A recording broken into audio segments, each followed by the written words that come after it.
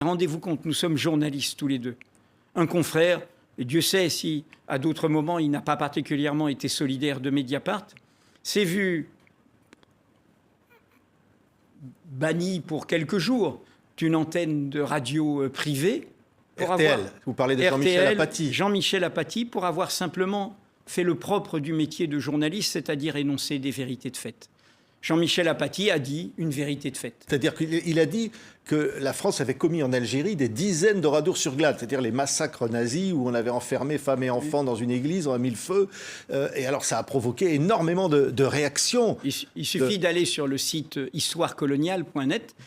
Tout cela est rappelé, il suffit de lire toutes sortes d'historiens, Alain Ruscio, dans le passé Pierre Vidal-Naquet, de lire François Maspero sur le général de Saint-Arnaud, lire les actes criminels de ce duc de Turbigo, qui a été une des figures de la conquête de l'Algérie dans la foulée du maréchal Bugeaud. Bien sûr que nous avons commis des Zoradur Suglan. Bien sûr que nous avons massacré des villages entiers, femmes, enfants, adultes, vieillards, que nous les avons égorgés. De là à dire que les nazis se sont inspirés des Français. Il n'y a pas besoin qu'ils s'inspirent. Les nazis c'est ce qu'a dit Jean-Michel Apathy. Ce que je veux dire, c'est qu'il est issu du colonialisme, le nazisme. Les principaux acteurs au sein de la Wehrmacht des crimes nazis avaient participé à des crimes coloniaux en Namibie et dans d'autres colonies allemandes en Afrique. Des crimes de guerre, y compris un crime de génocide. Le laboratoire des crimes européens a été la colonisation. Et donc, notre colonisation française s'est accompagnée d'immensément de crimes. Mais vous parlez de l'Algérie, mais c'est le cas des Kanaks. C'est le cas de comment, je raconte dans un autre livre, comment je salue toujours Ataï, dont la tête a été rendue, car on gardait les têtes et on coupait les têtes, le chef de la révolte kanak de 1878. Ça a été le cas en Afrique, dans les colonnes qui ont fait la conquête de l'Afrique à la fin du 19e siècle et du 20e siècle. Encore une fois, à partir du moment où vous êtes dans l'idée que vous êtes une civilisation supérieure, vous vous barbarisez. Mais il y a, même sans se tenir à la colonisation moderne, je raconte dans l'introduction de ce livre sur la Palestine, en comparant le mot Palestine au mot Haïti. Dieu sait si les malheurs d'Haïti, y compris sur TV5 Monde, vous en parlez, nous concernent. Vous savez, quand Napoléon, qui est premier consul encore, veut reconquérir Haïti, il envoie une armée, dizaines de milliers d'hommes.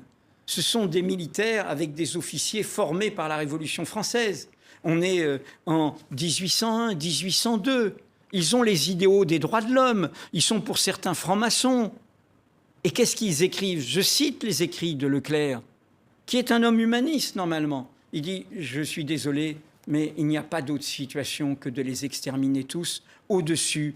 D'abord, il dit de 14 ans, et puis un autre dit au-dessus de 7 ans. Au-dessus de 7 ans, les exterminer tous. Et il prend des chiens mangeurs d'esclaves qu'il prend de Cuba pour aller les tuer. Il va échouer et il va perdre cette guerre. Mais c'est un humaniste, monsieur Leclerc, et il devient un barbare.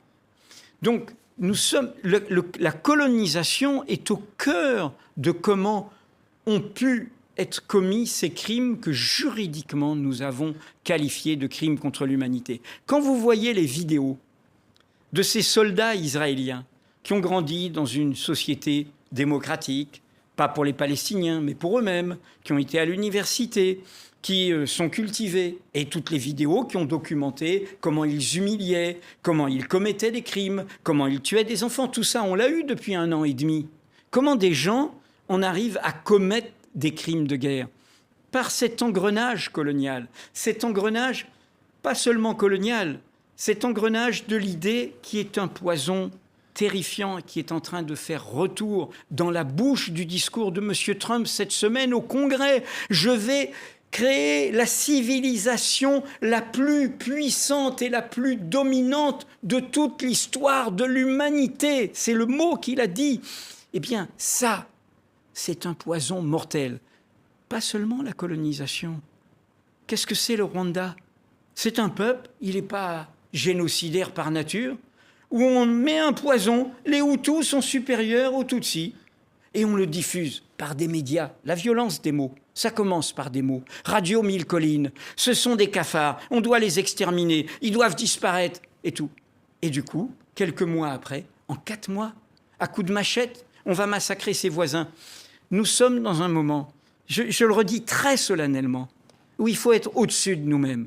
Nous avons rendez-vous avec notre humanité. Nous avons rendez-vous avec notre propre survie, non seulement éthique, non seulement démocratique, mais y compris humaine, car cela nous dévorera tous.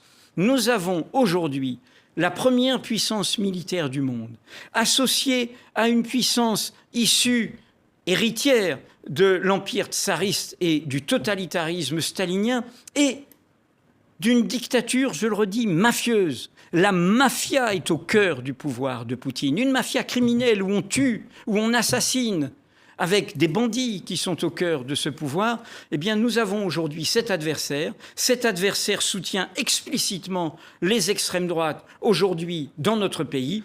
Eh bien, dans ce moment-là, ce n'est pas un homme seul qui nous sauvera. C'est une délibération collective, c'est une mobilisation collective de notre société, c'est la fin des divergences inutiles, des polémiques inutiles, et c'est le moment, pour moi, nous sommes dans un moment comme le Conseil national de la résistance, car c'est la même chose, la nuit gagne, les ombres gagnent.